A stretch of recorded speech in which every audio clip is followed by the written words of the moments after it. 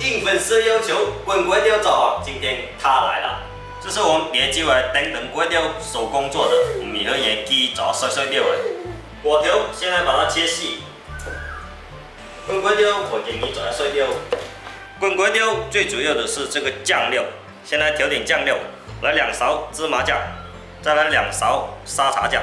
看这酱料是比较干的啊，这样直接拌不了，所以要加点开水调匀。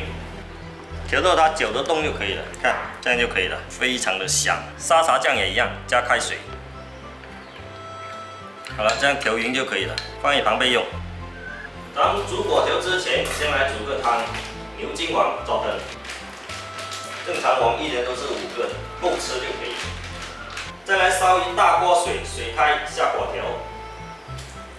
经常有网友在三哥视频下方留言说，三哥做菜分量少，抠门小气。 三哥分享家常菜，拍完我们都是吃得干干净净的。觉得好吃的话，下一餐再做。为了博眼球，一餐做一头牛或一头猪，我们潮汕人做不出来。小时候吃饭，碗里剩下一颗饭，老爸都会揍人的啊。